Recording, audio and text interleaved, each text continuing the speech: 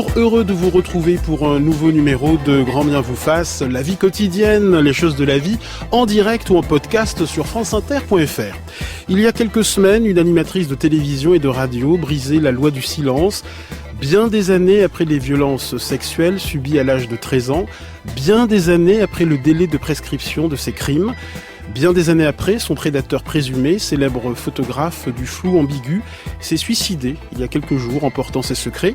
Mais sa victime a décidé de continuer à se battre pour protéger les enfants victimes de violences sexuelles.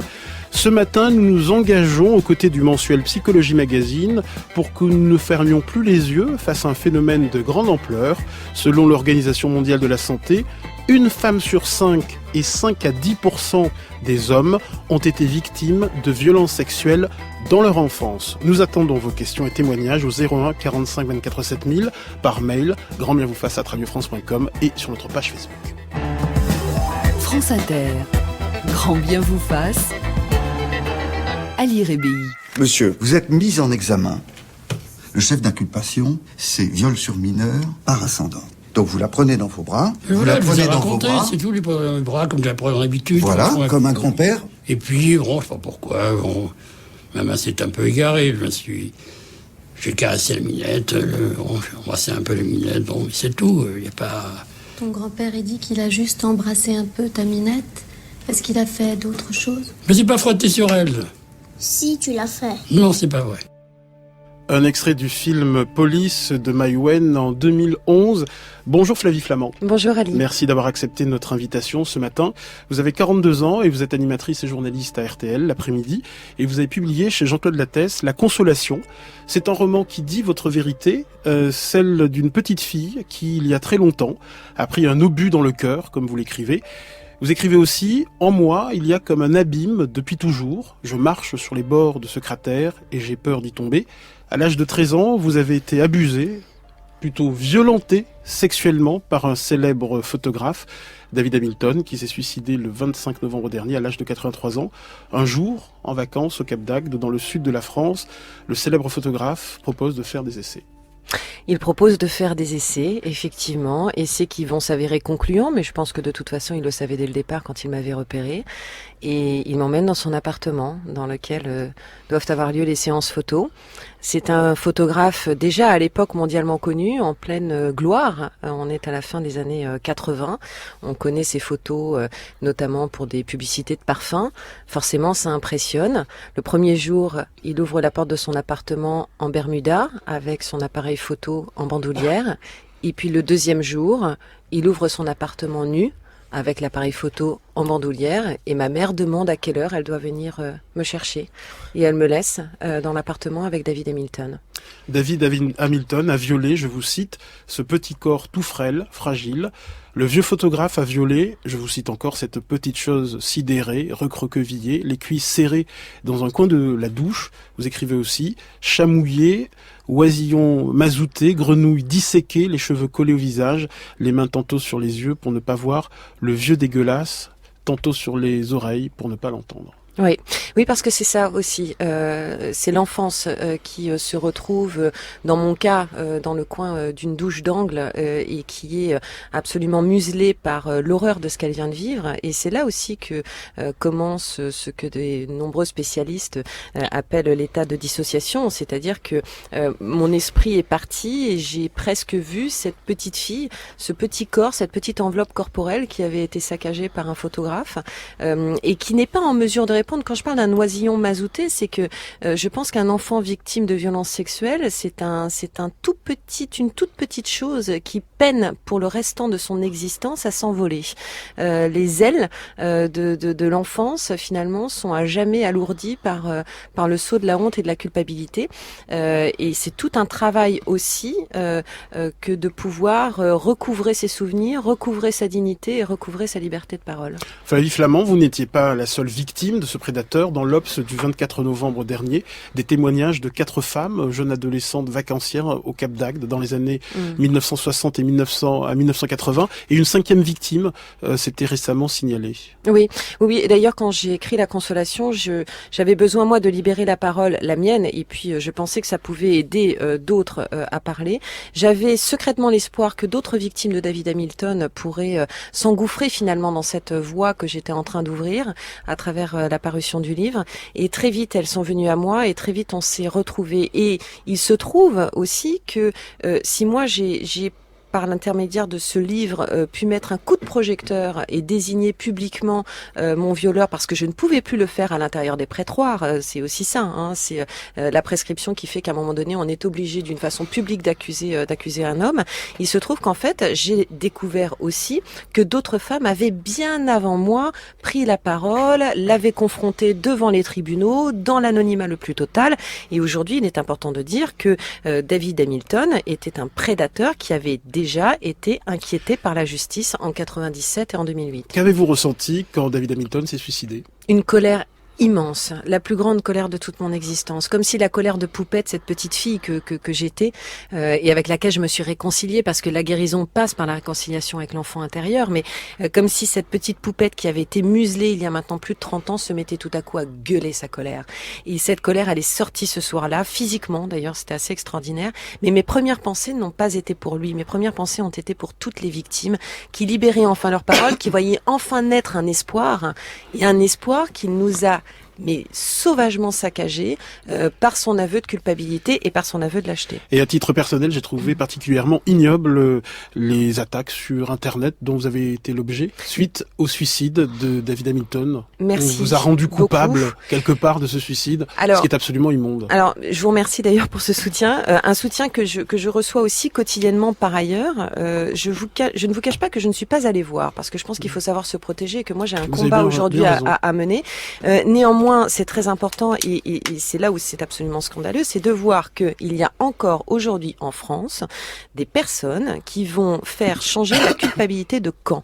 Quand on est une victime, quand on désigne un violeur, la mort n'est pas un non-lieu, la vieillesse n'est pas un non-lieu et cette personne qui décide à un moment donné de mettre fin à ses jours alors qu'il a été avéré qu'il était coupable et qu'il a été déjà traîné devant les tribunaux par d'autres victimes bien avant moi, il est quand même incroyable aujourd'hui qu'il y a encore des personnes qui considèrent que la responsabilité et du côté des victimes quand un suicide est avant tout un aveu de lâcheté. Et je signale que Laurence Rossignol, la ministre des Familles, de l'Enfance et des Droits des Femmes, vous a confié une mission de consensus sur le délai de prescription des viols. Nous y reviendrons tout à l'heure. Flavie Flamand. Bonjour Cécile Guéret. Bonjour. Vous êtes thérapeute et journaliste à Psychologie Magazine et votre mensuel lance un appel pour protéger les enfants victimes de violences sexuelles. Je le disais tout à l'heure, une femme sur 5 et 5 à 10% des hommes ont été victimes de violences sexuelles dans leur enfance, selon l'Organisation mondiale de la santé, qu'il s'agisse d'attouchements, de harcèlement, de viols sur des nourrissons, des enfants et des adolescents. Et j'ajoute que selon les estimations de l'Observatoire des violences faites aux femmes, 123 000 filles et 32 500 garçons de moins de 18 ans sont victimes d'une tentative ou d'un viol chaque année. Chaque année en France. Et ce sont des chiffres largement sous-estimés. C'est absolument édifiant. Moi, je dois dire que j'ai plongé dans cette enquête sans du tout réaliser ce que j'allais y trouver. J'avais absolument pas du tout connaissance ni des chiffres, ni de l'ampleur, donc déjà des chiffres et l'ampleur aussi des conséquences psychotraumatiques, donc sur la santé psychique et des conséquences aussi sur la santé physique, qui sont édifiantes. C'est absolument incroyable quand on voit qu'il y a 20% de risque de développer un cancer, par exemple, à l'âge adulte, en plus. Et alors, j'ai aussi été absolument frappée par le mécanisme de déni collectif dans lequel nous, et je m'inclus dedans, parce que certainement si j'ai été tellement frappée dans cette enquête, c'est parce que je faisais partie, j'étais aussi prise par ce mécanisme de déni, qui fait c'est impossible de voir cette réalité-là. Il y a vraiment, c'est irreprésentable. Le déni, la minimisation, la remise en cause de la parole des mineurs. La remise en cause de la parole des enfants qui sont la plupart du temps, 9 cas sur 10, exclus de leur famille quand ils dénoncent. C'est Festen, hein, c'est le film Festen, c'est-à-dire que celui qui dénonce, il se retrouve attaché à un arbre dans la forêt, quoi. C'est ça la réalité. Ça n'est pas que dans un film. Et l'immobilisme politique qui est criminel, faut dire ce qui est. Alors, toute la difficulté pour moi, c'était de dire les faits sans choquer, mais en même temps, les faits, ils sont insupportables à dire. Donc, quels mots on dit? Parce qu'en même temps, il faut que ce soit lisible pour les personnes, que ça fasse pas effraction pour le lecteur aussi. Mais il faut pas minimiser, donc ça c'était une grande difficulté, et de respecter aussi la grande pudeur des personnes qui ont témoigné et leur courage inouï, dont le vôtre, Flavie, parce que c'est vraiment une mise à nu et une prise de risque énorme pour elle. Bonjour docteur Muriel Salmona. Bonjour Ali. Vous êtes psychiatre et psychothérapeute, chercheuse et formatrice en psychotraumatologie et victimologie. Vous êtes présidente et fondatrice de l'association Mémoire traumatique et victimologie et vous avez publié chez Duno le livre noir des violences sexuelles. Dans votre ouvrage, vous dénoncez une loi du silence qui empêche les victimes d'abus sexuels d'être réellement secourues et efficacement traitées. Oui, justement, on en parlait, on est vraiment dans une situation de déni, à la fois de déni de la réalité des chiffres, puisque justement tout le monde découvre avec effroi ces chiffres-là dont on parle depuis longtemps, et puis déni des conséquences, déni de aussi où se produisent ces violences sexuelles, hein, que dans 94% ce sont des proches. Dans l'entourage. De l'entourage, hein, que pour les femmes c'est 90% et pour les enfants c'est 94%. Donc personne ne veut savoir cette réalité-là. Et il y a dans la population, enfin en tout cas dans la population générale, tout le monde est assez colonisé par le discours des agresseurs. Et vous écrivez même que trop de médecins ont tendance à minimiser ou banaliser les violences sexuelles sur mineurs. Oui, et ils se sentent pas concernés. Non seulement ils banalisent, ils minimisent, mais ils se sentent pas concernés. Et comme ils ne sont pas du tout formés, ils vont même en fait ne pas identifier ni les violences qui ont été subies, ni les troubles psychotraumatiques. Qui ne sont pas suffisamment reconnus en termes de santé publique. Et du coup, les personnes ne vont pas être protégées. Hein. C'est 83% des victimes qui n'ont jamais été ni protégées, ni reconnues. 10% de plaintes, 1% de condamnation pour les viols. Donc on est vraiment dans une situation qui est vraiment scandaleuse. Flavie Flament. Oui, quand j'écoute effectivement Muriel parler de ce manque peut-être d'accueil et d'écoute auprès des mineurs, c'est vrai qu'aujourd'hui c'est un combat général. Moi je me réjouis que beaucoup prennent la parole libérée avec effectivement aujourd'hui la condamnation des prêtres pédophiles, différentes associations. J'ai le sentiment qu'on est dans une prise de conscience aujourd'hui. C'est formidable de pouvoir mettre cette vérité dérangeante sur le tapis, et je voudrais que nos enfants puissent vivre dans un monde où ils seront écoutés. Et c'est vrai que c'est extrêmement douloureux dans un parcours qui est le mien, mais qui ressemble à celui d'énormément de victimes, sauf que moi j'ai pu prendre la parole publiquement. Ça a été très difficile pour moi, j'ai été dans un nomadisme médical absolu, parce que je n'ai jamais trouvé quelqu'un, avant de rencontrer le bon psychiatre, qui allait me permettre d'identifier ce qui m'empêchait de vivre réellement.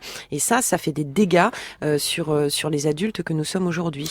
Et un internaute nous dit, j'ai été victime d'abus sexuels, de viol lorsque j'avais 6-7 ans. C'est l'un de mes cousins qui avait 15 ans environ, qui est le coupable. Je n'ai pas osé en parler avant l'âge de 35 ans. J'ai 41 ans et je souffre encore.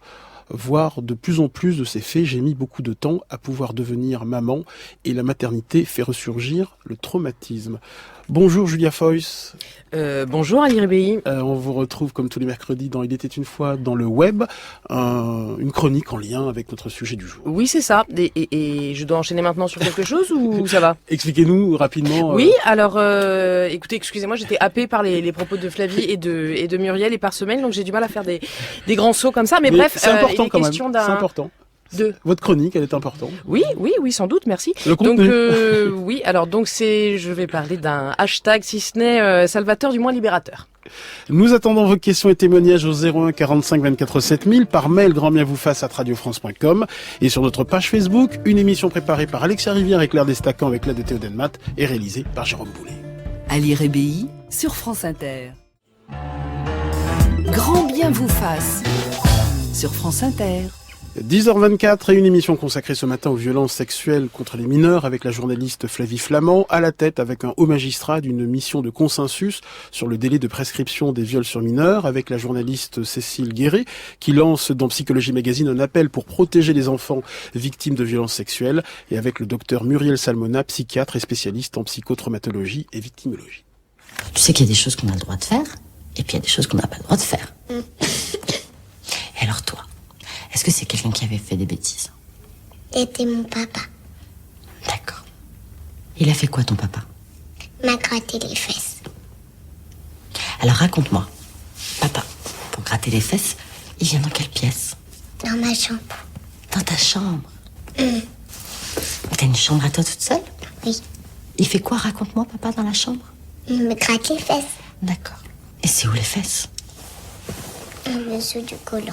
Un nouvel extrait de Police de Maïwenn en 2011. Cécile Guéret, l'appel de votre journal Psychologie Magazine part d'un constat implacable. Nous ne protégeons pas suffisamment nos enfants des prédateurs sexuels. Et ceux qui vous accuseraient de dramatiser peuvent se référer à l'enquête Impact des violences sexuelles de l'enfance à l'âge adulte de l'association Mémoire traumatique et victimologie. Plus de 156 000 mineurs sont victimes de viols ou de tentatives de viol en France. C'était une autre difficulté aussi que moi j'ai eue en écrivant cette enquête, c'est que c'est comme s'il n'y avait pas de juste milieu entre le déni, il n'y a rien à voir, non tout le monde va bien, et l'hystérie. C'est-à-dire que tout à coup, enfin en tout cas moi c'était la peur que j'avais. De tomber dans une hystérie où on dénonce tout le monde, c'est une sorte de théorie du complot où voilà tout à coup il y a des violeurs partout. C'était très difficile de trouver le juste milieu. En même temps, quand même, quand on voit les chiffres, je veux dire, il y en a quand même des gens qui violentent les enfants, les mineurs. Donc il y en a énormément. Le problème, c'est que comme on est dans des mécanismes de résistance extrêmement forts, parce que c'est insupportable à entendre et à imaginer, on met en place en fait ces mécanismes pour nous protéger et du coup la réalité est quelque part inaccessible. Muriel Salmona, docteur Salmona, 83% des victimes d'agressions sexuelles, dont la majorité sont des mineurs, affirment n'avoir jamais été protégées. Oui, c'est les chiffres et puis donc je rappelle c'est moins de 10% de plaintes, hein. Donc ce qui est la norme malheureusement catastrophique, c'est que les enfants qui ont subi des viols, des crimes, des délits aggravés restent seuls et puis vont devoir développer des stratégies pour survivre aux violences et survivre aux conséquences des violences qui sont dramatiques et ne vont pas être accompagnés, leurs droits ne vont pas être respectés. Et ils vont se retrouver avec là dans notre enquête aussi, c'est 96% des personnes victimes de violences sexuelles qui disent avoir un impact important, voire très important, sur leur santé mentale, et 70% sur leur santé physique. Et les grandes études montrent que avoir subi des violences sexuelles dans l'enfance, c'est le déterminant principal de la santé 50 ans après, et c'est possiblement 20 ans d'espérance de vie en moins, si il n'y a pas de prise en charge et de soins. C'est ça, voilà. Flavie Flament, vous avez été violée par le célèbre photographe David Hamilton lorsque vous aviez 13 ans. Avez-vous été protégée? Votre mère vous a-t-elle protégée? Non, moi je suis née dans une famille dont on pourrait dire qu'elle était défaillante. Non, je n'ai pas été protégée, sinon je serais allée voir ma mère immédiatement et j'aurais eu le sentiment sécurisant d'être entendue. Ça n'a pas du tout été le cas, donc j'ai été obligée de taire ce qui m'était arrivé. Je n'ai pas été protégée et puis j'ai été aussi confrontée ces dernières semaines à un déni familial public qui était l'illustration publique extraordinaire du déni familial puisque contredite par ce qu'il me restait de famille avec des arguments que l'on peut retrouver dans toutes les histoires aujourd'hui. Ça n'est pas mon histoire qui est extraordinaire de dire qu'à un moment donné la victime est quelqu'un qui ne se comporte, qui ne va pas bien, de dire qu'il faut me trouver un bon médecin pour essayer de me soigner, me trouver le bon traitement, un frère qui avait 9 ans à l'époque des faits qui prétend effectivement que je n'ai pas été violée mais qui minimise en disant que ça n'était que des attouchements et que si ça avait été et en disant que c'était des attouchements que mes parents le savaient mais si ça avait été un viol ils auraient réagi. Or là on est en train de pointer clairement le déni absolu, c'est-à-dire oui ma sœur a été abusée mais en même temps ça n'est pas si grave puisque mes parents n'ont pas réagi. Enfin quelque part ce qui s'est passé là sur la place publique qui a été extrêmement violent évidemment pour les gens et pour moi, n'était que l'illustration de ce qui peut se passer dans l'ensemble des familles aujourd'hui lorsque les enfants sont violés. Et Elda nous dit, j'ai subi des abus sexuels toute petite par le mari de ma nourrice, ça s'est reproduit adolescente par le concubin de ma mère, ça a réveillé tout mon passé, j'ai décidé d'en parler à ma mère, qui ne m'a pas cru, m'expliquant que je voulais me faire remarquer et que j'étais provocante. Voilà, c'est fréquent aussi, c'est rechercher son petit quart d'heure de gloire. Muriel Salmona. Oui, c'est vraiment ce qu'on appelle la culture du viol, la culture des violences sexuelles, où c'est la mise en cause des victimes, c'est-à-dire que soit ce qu'elle dit c'est pas vrai, soit elle a pas fait ce qu'il fallait, elle l'a bien cherché, elle s'est pas débattue, c'est bien qu'elle était consentante, soit c'est pas si grave et puis que finalement il n'y a pas de quoi en faire un plat. Cécile Guéret. Oui, ce qu'il faut voir, c'est que moi, il y a quelque chose qui m'a vraiment frappé aussi dans cette enquête, c'est le courage des victimes. Enfin, c'est quand même des gens qui ont vécu l'insupportable, qui arrivent à faire leur vie, à avoir un métier. Alors, évidemment, il y a des taux de suicide qui sont terribles. Il y en a qui n'arrivent pas à vivre. Mais je veux dire, pour celles qui arrivent à tenir, mais quel courage, mais bravo. Il faut vraiment valoriser ça parce que il y a eu tellement de destruction que parvenir à tenir avec ça malgré tout, c'est un courage extraordinaire. Bonjour Rachel. Oui, bonjour. Vous appelez de Paris. Vous m'entendez bien parce que je suis dehors. Alors, oui, d'accord. Vous appelez de Paris. Oui, absolument. Et vous êtes président d'un collectif interassociatif, c'est ça ? Oui, c'est ça, qui a été créé il y a 1 an environ, dont la spécificité peut-être, d'après ce que j'entends aujourd'hui à l'émission, est d'être à l'initiative de citoyens. C'est-à-dire qu'on a, même si on a des engagements associatifs par ailleurs, on a réagi suite à certaines affaires qui étaient trop difficiles à supporter en tant que citoyen, en créant donc un collectif qui réunit plusieurs associations et qui a un site internet qui s'appelle ledénissasuffit.com.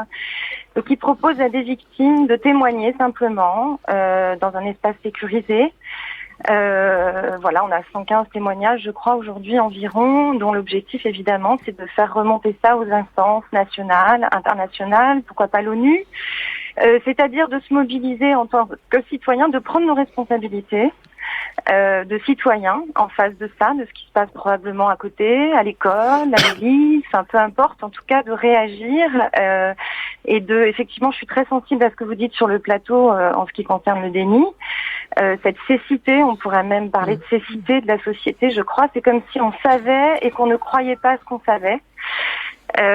Voilà, donc on a décidé, alors c'est très très modeste, on est tous bénévoles, voilà, mais bon. Le site c'est ledénissasuffit.com. Ledénissasuffit.com, voilà. Flavie Flamand. Et on travaille beaucoup sur cet aspect de déni. Il y a une psychothérapeute qui travaille beaucoup avec nous. On s'interroge sur le fait qu'il n'y ait pas de prévention aujourd'hui dans les écoles en France. Voilà, on s'interroge. Vous savez, la pédocriminalité, parce que moi je parle de pédocriminalité, touche chacun de nos arbres généalogiques. Quand on a dit ça, on a tout dit, je crois. Flavie Flamand. Oui, vous avez absolument raison.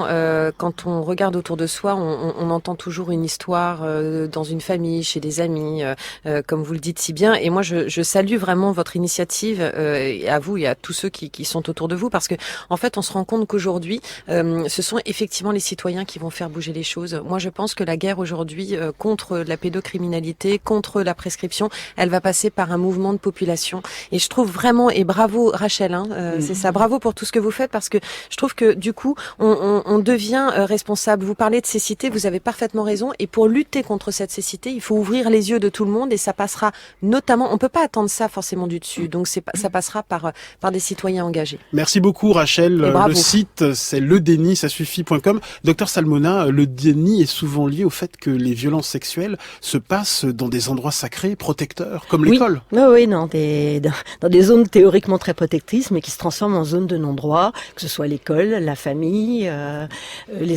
toutes sortes d'institutions, et et d'ailleurs ces écoles, cette famille, ces institutions vont tout mettre en place pour se protéger leur image. Et du coup, cette impunité en fait effarante des agresseurs fait que rien n'est jamais traité et qu'un agresseur va commettre des violences sur souvent plusieurs générations de personnes, de proche en proche, et sur plusieurs générations.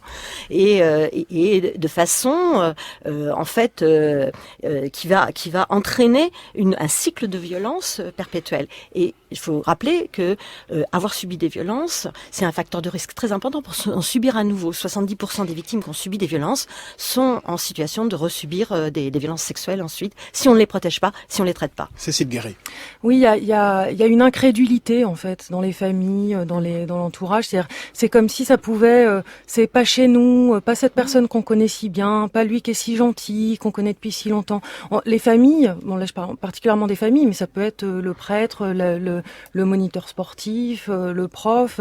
On veut pas croire en fait que la barbarie puisse être dans notre entourage proche. Et puis après l'affaire Doutreau, la parole des enfants abusés a été discréditée et pour soutenir le délit de violence sexuelle, certains évoquent les faux souvenirs induits, le syndrome d'aliénation parentale selon lequel un enfant dénoncerait sur ordre d'un de ses parents, docteur Salmona. Oui, tout ça c'est des théories d'agresseurs en fait, ça n'existe pas, ça a été démontré et en ce qui concerne les enfants Doutreau, il faut quand même rappeler qu'ils ont effectivement subi, ça a été condamné. Ils ont subi des viols, ils ont subi des faits de prostitution, ils ont été prostitués. Et en fait, là aussi, c'est ce que je disais un tout petit peu tout à l'heure, c'est-à-dire que c'est un peu comme si tout le monde était colonisé par les paroles des agresseurs et par les arguments des agresseurs. C'est-à-dire que tout le monde véhicule des idées comme ça où les enfants vont mentir, ou finalement ils vont être influencés, ou finalement c'est pas si grave, etc. Et c'est vraiment les agresseurs qui génère cette pensée de tout un chacun en fait. Flavie Flamand. Et moi, en réfléchissant au déni, je pense aussi que le déni s'explique par l'incapacité à s'engager. C'est-à-dire qu'à un moment donné, regardez cette barbarie comme l'a décrit très bien Cécile Guéret, c'est être quelque part engagé dans cette histoire. Ça veut dire qu'il faut prendre position, ça veut dire qu'il faut défendre un enfant, ça veut dire qu'il faut s'élever contre des institutions, ça veut dire qu'il faut s'élever contre une partie de la famille, ça veut dire qu'il faut prendre parti. Et ça, prendre parti, c'est très compliqué. Quand on est face à une situation qui va mettre en péril des familles, des sociétés, une école, on se dit dans un sens, ça va survivre, le petit va survivre, le petit va s'en remettre. En réalité, il survit. Et encore, dans quelles conditions et dans quelles circonstances?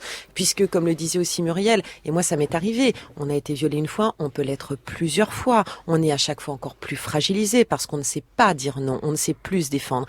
Et c'est important aussi d'être capable de prendre position. C'est-à-dire que des victimes qui parlent, ce sont des gens qui s'engagent pour leur cause, qui s'engagent pour la cause des violences faites aux enfants. Mais des personnes qui se taisent, ce sont des personnes qui ont peur à un moment donné de prendre parti. Et ça, je trouve que c'est parfaitement regrettable.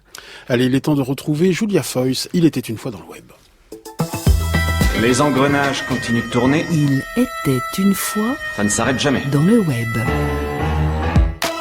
Bonjour Julia Foyce. Rebonjour Ali. La responsabilité des réseaux sociaux en matière de violence sexuelle est souvent pointée, mais Facebook et Twitter peuvent aussi être le lieu où la parole des proies finit par se libérer.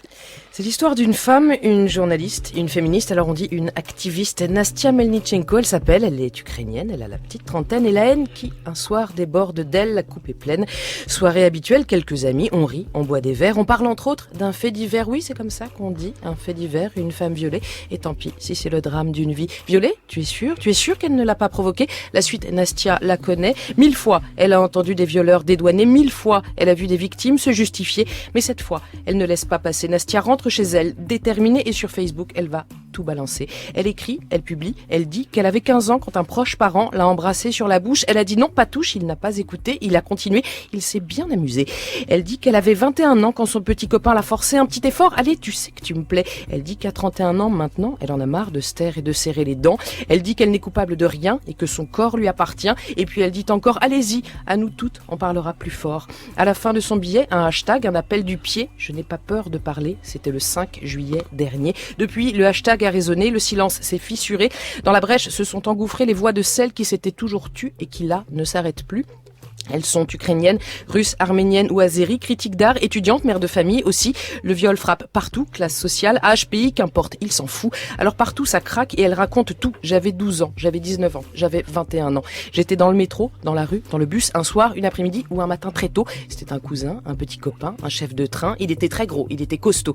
Il a attrapé ma veste, mon bras, ma fesse, il a serré. Le wagon était bondé, ou la rue était vide, mais j'étais tétanisée. Alors ça s'est passé. Pourtant, je portais un pantalon, promis, juré. Pourtant, je ne l'ai pas aguiché, même pas regardé, juré, craché. À chaque fois, elles finissent toutes par se justifier, un réflexe presque obligé. Le hashtag, lui, continue de tourner. Asia, Valériane, Armina, les unes après les autres, elles y vont, elles racontent, elles disent qu'elles ont eu honte, mais qu'elles n'ont plus peur de parler. Belle solidarité qui fait chaud au cœur si on oublie leurs mots, qui, eux, font froid dans le dos, font surtout exploser un à un tous nos présupposés. Il suffit de les lire, il suffit d'accepter enfin de les écouter. Écoutez Lia raconter qu'elle avait 15 ans quand c'est arrivé. Sur l'amour, elle ne savait rien, sur le sexe encore moins, mais depuis, elle sait, écrit-elle, qu'on n'arrive pas à crier car le son reste coincé, que ravagé de l'intérieur, on ne dit pas sa douleur, qu'on peut tomber enceinte dès la première fois, parce que moi, la pilule du lendemain, elle n'a pas marché, que personne n'y croit, y compris ma mère, la mienne pensait que j'avais pris du poids. Et puis maintenant, je sais que, selon les statistiques, je suis comme une femme sur 3. Lia l'a écrit, Lia l'a publié, on a applaudi, on a salué le courage qu'elles ont eu de dire la vérité. Des hommes aussi ont commencé à parler, certains très peu parce qu'ils avaient été violés, d'autres parce qu'ils étaient profondément touchés. Et puis, à un moment donné, les insultes ont fusé, on les traite de menteuses, on les dit folles, dangereuses, on dénonce un striptease public, un festival pornographique. La meute hurlante déboule sur le réseau, déchaînée, elle voudrait qu'elle se taise à nouveau. Trop tard, c'est dit, c'est fait, ça ne fait pas tout, mais pour la première fois, elles n'ont pas eu peur de parler. Très belle chronique de Julia Foyce, Muriel Salmona, wow. Flavie Flament. J'ai pas de mots. Voilà. Bravo. C'est exactement ça. Merci beaucoup, Julia Foyce. Vous pouvez témoigner, poser vos questions au 01 45 24 7000, par mail grandbienvouface@radiofrance.com. Ali Rébéi, grand bien vous fasse. Sur France Inter. 10h44 à une émission consacrée ce matin aux violences sexuelles avec la journaliste Flavie Flament, chargée d'une mission sur le délai de prescription sur les viols sur mineurs, avec la journaliste Cécile Guéret qui lance dans Psychologie Magazine un appel pour protéger les enfants victimes de violences sexuelles, et avec le docteur Muriel Salmona, psychiatre et spécialiste en psychotraumatologie et victimologie. Non! Allez, y a plus de personne. Non! Lâchez-moi! Maltraitance et violences sexuelles sur mineurs. Se taire, c'est laisser faire. Appelez le 119 ou contactez la police ou la gendarmerie. Un extrait d'un spot gouvernemental en 2002. Nathalie, par mail, nous écrit « J'écoute Flavie Flament et je suis fière qu'une femme parle ainsi de son expérience. J'ai vécu 2 agressions dans l'enfance par l'un de mes oncles. J'ai 46 ans et les faits sont prescrits. » Quelles sont les règles en matière de prescription de violences sexuelles contre les mineurs? Muriel Salmona. Alors c'est 20 ans après la majorité pour les viols et pour les mineurs, donc moins de 18 ans, et c'est aussi 20 ans pour les délits sexuels, les agressions sexuelles avec circonstances aggravantes. C'est aussi 20 ans. Donc on demande plus. Cécile Guéret.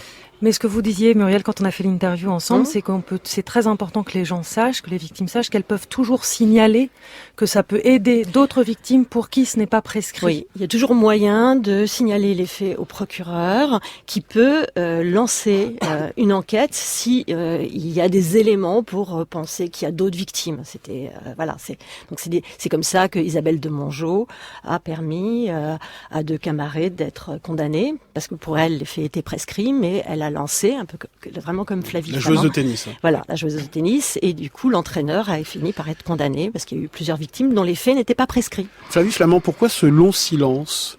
Pourquoi ne pas avoir déposé une plainte avant le délai de prescription?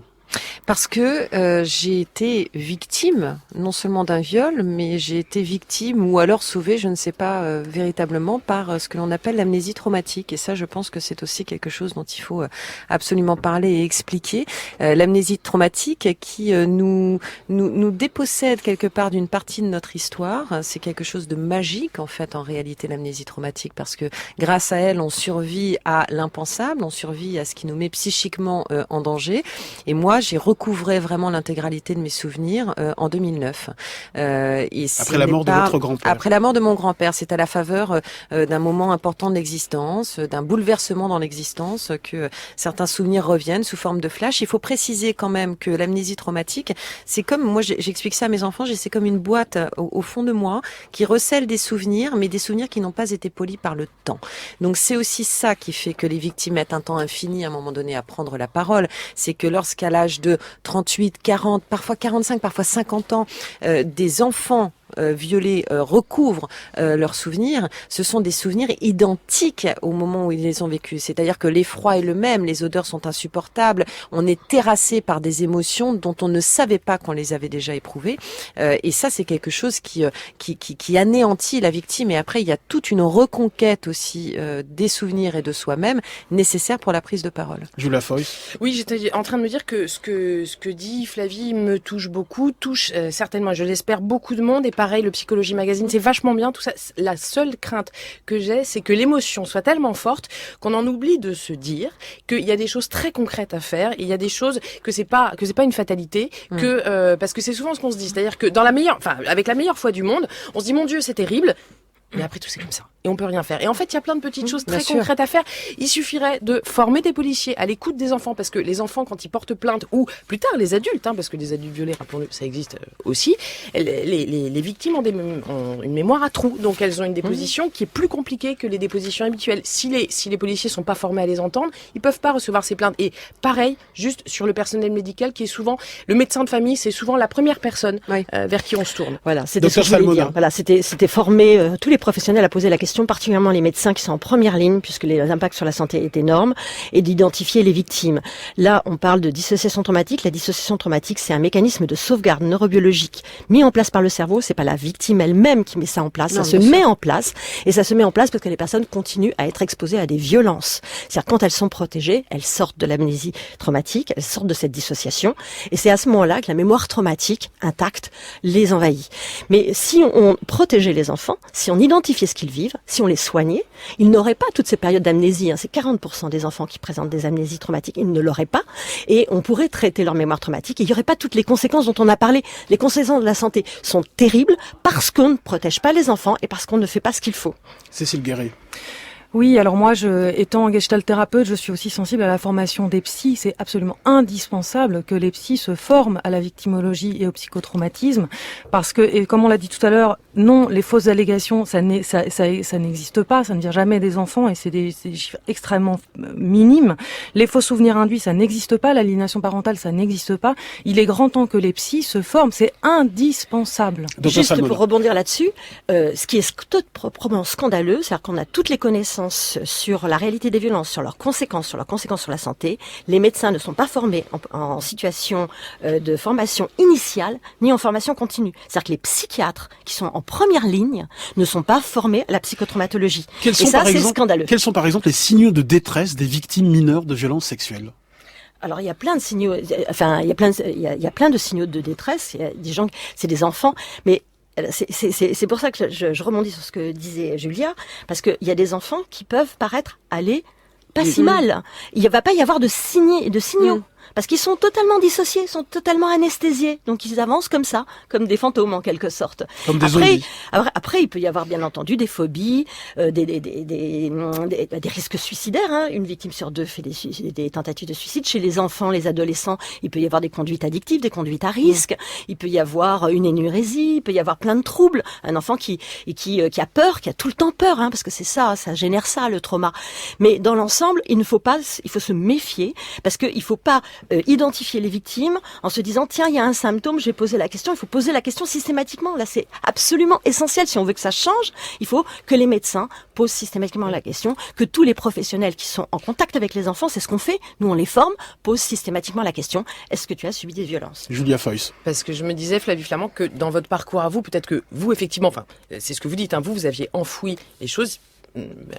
est-ce que les médecins que vous avez pu croiser, ou des profs, ou des adultes, auraient pu voir des signes qui auraient pu les alerter et vous aider à parler? Non, et c'est là où Muriel Salmona a raison de souligner effectivement cet état de dissociation. Moi, j'appelle ça faire bonne figure, hein. C'est-à-dire que je pense que j'ai toujours vécu avec ces souvenirs qui avaient des allures de fantôme, comme un oiseau, vous voyez, qui est posé sur votre épaule et qui effectivement vous indique que certaines choses ne vont pas. J'avais des comportements qui auraient pu, à mon sens, être identifiés. Des comportements à risque. Mais voilà, des comportements à risque avec effectivement certaines une émotivité peut-être accrue, un stress. Et néanmoins, je pense que ça rejoint aussi ce qu'on disait pendant toute cette émission, c'est qu'il y a un déni, c'est qu'on ne veut pas forcément voir, c'est que ça ne fait pas partie des premières questions que l'on se pose. Michel, bonjour. Bonjour. Vous appelez de Basse-Normandie. Oui. Racontez-nous votre histoire, Michel. Pardon? Racontez-nous votre histoire, Michel. Oula, j'ai été violé de l'âge de 8 ans à 12 ans par mon professeur principal. J'ai fait ma première tentative à l'âge de 8 ans et demi. J'ai voulu me jeter sous un train, mais il m'a sauvé, du moins si on peut dire. Il m'a enfermé pendant tout un week-end dans son coffre de voiture en plein hiver. Ce que je voulais dire, c'est qu'à l'âge de 40 ans, j'ai porté plainte. J'ai trouvé une association qui m'a aidé. J'ai pas gagné au pénal, mais j'ai gagné en civil. Et ce monsieur a été arrêté, condamné. Bien sûr, il n'a pas fait de prison, mais au moins il a reconnu les faits. Et c'est ça qui m'a sauvé, si je peux dire. C'est pas l'argent que j'ai touché, mais c'est ce qu'il a avoué. Il a fait des choses, et c'est ça qui m'a aidé à vivre après. Vous avez bénéficié de l'aide d'une association. Tentatives de suicide. Oui. Vous avez bénéficié de l'aide d'une association, c'est ça, L'Enfant Bleu. L'association, c'est l'Enfant Bleu. Et mon avocat, c'était Maître Crespin, qui vient souvent trentaine.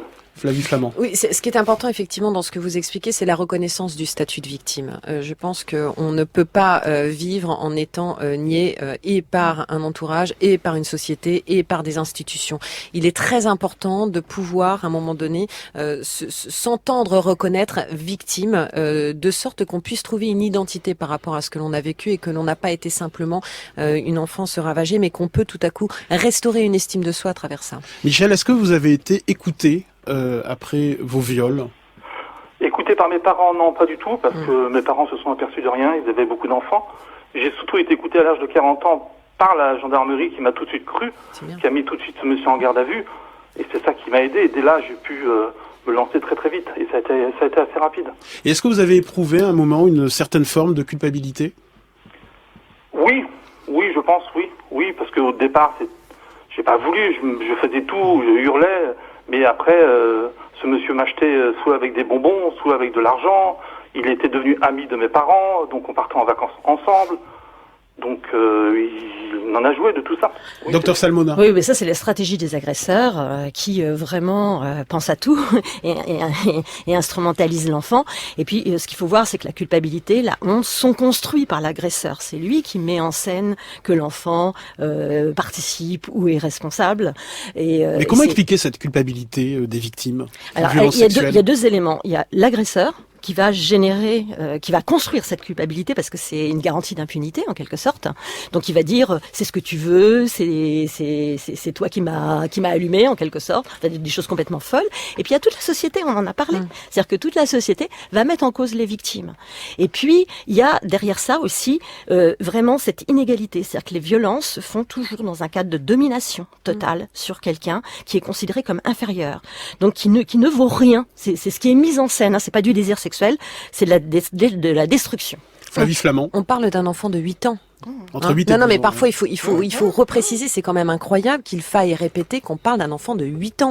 À 8 ans, on apprend encore à un enfant à dire bonjour monsieur, merci madame. Donc comment voulez-vous qu'un enfant de 8 ans puisse à un moment donné s'élever contre un type qui mais une adulte qui va en ne le abuser. fera pas non plus parce que c'est la stratégie de l'agresseur de la sidérer et de l'empêcher de réagir. Cécile Guéret. Il y a aussi le phénomène de honte. La honte, c'est terrible. La honte, ça poisse. La honte, ça colle à la peau. Et ça peut être toute la vie parce que révéler, c'est aussi affronter le regard de l'autre en face. Et ça peut être terrible. Merci beaucoup, Michel, de nous avoir appelés ce matin. Cécile Guéret, vous regrettez dans votre journal qu'aucune politique publique d'envergure ne soit lancée pour protéger les enfants des violences sexuelles. En effet, c'est un euphémisme. Et c'est peu dire. Et c'est peu dire. Et je tiens à remercier le courage des sénatrices, et notamment de Michèle Meunier, qui témoigne de manière très courageuse dans le journal et qui dit très clairement que c'est un sujet qui intéresse peu, et c'est un euphémisme, les hommes de l'hémicycle. Or, les femmes sont en très, très grande minorité. Et donc, c'est indispensable que les hommes se saisissent aussi de ce sujet-là. Colère également du docteur Salmona. Oui, depuis longtemps. Et du coup, nous, ça fait longtemps qu'on lance des pétitions, des manifestes, qu'on demande au pouvoir public de s'emparer du problème. C'est un problème de santé publique, un problème humain très important. Et Cécile Guéret, dans votre journal, vous appelez à 5 mesures concrètes à prendre d'urgence. En effet, vous voulez que je les dise ? Oui, rapidement. La première, c'est abroger le délai de prescription. La seconde, c'est assurer la confidentialité et l'entière protection des personnes qui signalent, parce qu'il faut savoir qu'il y a des centaines de médecins quand même qui se sont pris ensuite le conseil de l'ordre sur le dos pour avoir signalé. En cas de signalement aussi, troisième mesure, éloigner les agresseurs présumés. Quatrième mesure, monter des structures de santé pluridisciplinaires pour les victimes de violences, mais aussi pour les proches et pour les personnes témoins, mais des structures sans frais avec des gens formés. Et la dernière, une grande campagne d'information du public et financer des actions de formation, c'est indispensable. Les centres de soins, ça fait très longtemps qu'on les réclame. Ils sont exigés normalement par la Convention européenne d'Istanbul. Marisol Touraine va commencer à les mettre en place et il y a une commission auquel je participe qui va les mettre en place. Donc ça, c'est une bonne nouvelle. Et l'imprescriptibilité, on a aussi lancé un manifeste pour ça. Et cette émission n'est pas un coup d'épée dans l'eau. On refera d'autres émissions sur les violences sexuelles contre les mineurs. Merci beaucoup Flavie Flament. Vous pouvez lire La Consolation chez Jean-Claude Lattès. Merci Muriel Salmona. Le livre noir des violences sexuelles est disponible chez Duno. Merci Cécile Guéret. L'appel contre les violences sexuelles des mineurs est disponible dans Psychologie Magazine. À la technique ce matin, Michel Béziquian et Kevin Plot. La programmation musicale était signée Muriel Pérez. À suivre, la bande originale de